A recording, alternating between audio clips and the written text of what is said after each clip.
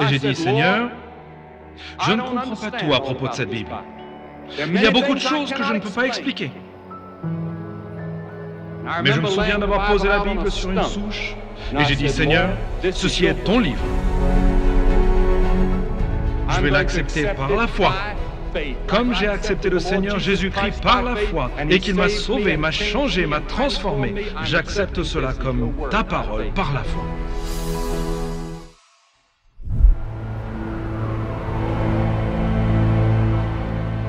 Il s'agit de la 42e Broadway à New York, surplombant Times Square. Les caméras de ABC News TV sont sur les lieux pour rapporter l'histoire telle qu'elle est réalisée dans cette 16e semaine de campagne d'évangélisation de Billy Graham à New York. Quel spectacle passionnant et merveilleux! Je souhaite que ceux qui partageaient cette retransmission par télévision puissent voir ce que je vois. Billy Graham était affectueusement connu comme le pasteur de l'Amérique. Il est rapidement devenu une vedette nationale. Tu me dis, Billy, je suis différent. Je ne pense pas que la religion soit pour moi. Je ne pense pas que je sois du genre. Mais c'est un voyage inattendu qui a commencé loin du feu des projecteurs. Dieu peut changer de vie. Chaque après-midi, quand Billy passait la porte, « Maman !» C'était ses premiers mots, et je savais que Billy était dans les parages. L'enfance de Billy, qui a grandi dans une ferme laitière de Caroline du Nord, a été aussi ordinaire que possible. Il a lu tous les livres de Tarzan, et ensuite il descendait dans les bois et essayait de jouer. Ça n'a pas trop bien marché. Lui et Melvin travaillaient à la ferme laitière. Melvin adorait le travail acharné. Billy Frank n'aimait vraiment pas faire des travaux physiques, il n'en faisait jamais.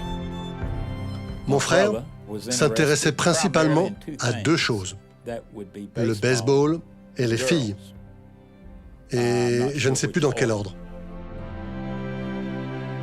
Même si Billy a grandi dans une église, à l'adolescence, il n'y allait qu'à contre-cœur. Lorsque l'évangéliste itinérant Mordecai Ham est venu en ville, il n'était pas surprenant que Billy ne veuille rien savoir. Lorsque Mordecai Ham est venu à Charlotte, j'ai pensé qu'il s'agissait d'une sorte de grand cirque ou d'un grand événement émotionnel et je n'ai pas envisagé d'y aller. Mais quelques semaines après le début du réveil, qui a duré 3 mois, la curiosité de Billy Frank a pris le dessus. Il a sauté sur le vieux pick-up d'un ami et s'est mis en route pour apercevoir le prédicateur. Je n'avais jamais vu une foule aussi nombreuse assister à une réunion religieuse. Je pense qu'il y avait 3 ou 4 000 personnes et cela m'a fait une grande impression. J'ai décidé que je voulais y retourner le soir suivant, puis le suivant, puis le suivant. À cette époque, j'avais acquis la conviction que j'étais un pécheur et que j'avais moi-même besoin de la rédemption, que j'avais besoin de Christ dans mon cœur. J'étais membre de l'Église, mais je savais quand même qu'il manquait quelque chose. Je savais que je n'avais pas cette relation personnelle avec Christ. Un soir, quand l'invitation a été donnée, j'ai juste dit « Seigneur, j'y vais ».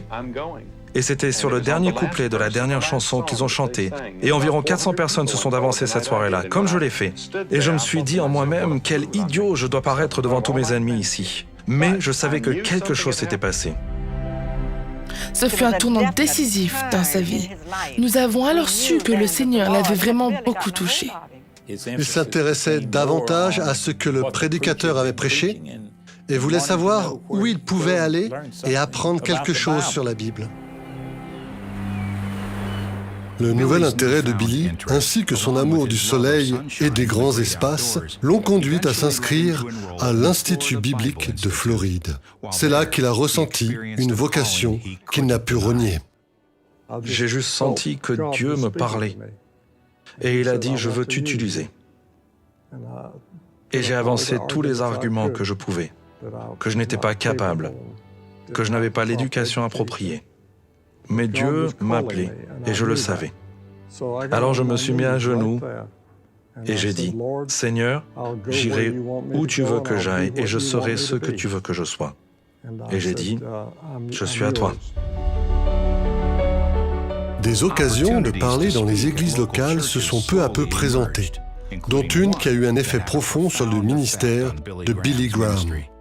Mon premier sermon, dans une sorte de grande église, fut la première église baptiste de Venise. J'ai prêché un dimanche matin j'ai donné une invitation à la fin de mon intervention afin que les gens se présentent et je ne l'avais jamais fait auparavant et 11 personnes sont venues. Et je n'oublierai jamais cela. Et j'étais si ému dans mon propre cœur que j'ai dit, Seigneur, peut-être que tu m'as donné un don que je ne connaissais pas et que je peux donner une invitation et les gens viendront au Christ. Et j'ai commencé à donner des invitations après cela.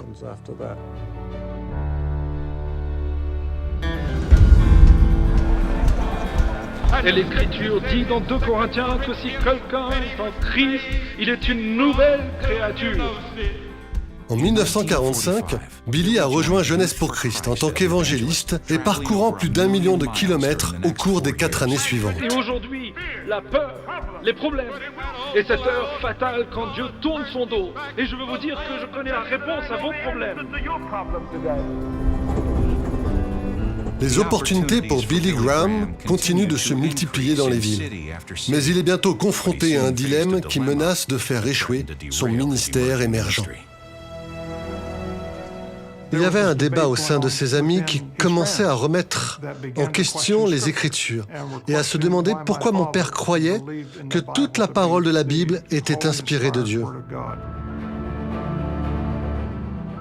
Les arguments étaient que l'on ne pouvait pas vraiment faire confiance aux Écritures et que seuls les fondamentalistes à l'ancienne pouvaient y croire. Et j'ai commencé à penser que peut-être ils avaient raison. Peut-être que cette Bible n'avait pas autant d'autorité que ce que je pensais. Et je me souviens à quel point cela m'a perturbé, car j'avais toujours cru en la Bible. Billy Graham était à la croisée des chemins, aux prises avec des arguments qui avaient des conséquences inévitables.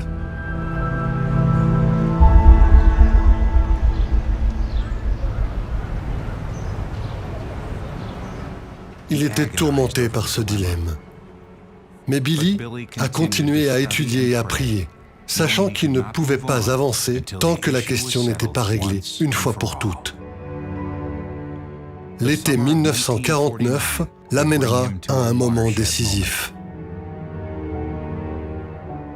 Je me souviens de nombreuses années de cela. J'ai traversé un terrible combat intellectuel à propos de la Bible. Et j'étais préoccupé, inquiet et en conflit avec moi-même. Et je me souviens être sorti au clair de la lune dans la forêt. Et j'ai pris cette Bible. Et j'ai dit, Seigneur, je ne comprends pas tout de cette Bible. Il y a beaucoup de choses que je ne peux pas expliquer. Et je me souviens d'avoir posé la Bible sur une souche. Et j'ai dit, Seigneur, ceci est ton livre.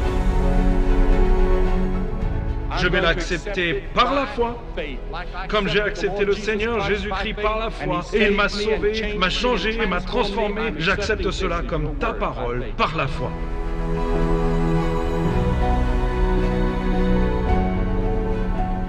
C'est une décision dont Billy dira plus tard qu'elle lui a donné une force durable et inébranlable.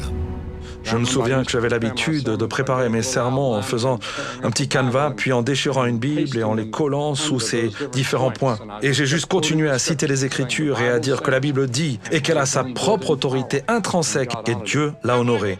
La Bible dit, je suis le Seigneur, je ne change pas. Shalom, j'espère que vous avez aimé cette vidéo. Abonnez-vous pour ne pas rater nos programmes. Merci de faire partie de notre famille TBN. Que Dieu vous bénisse. Shalom de Jérusalem.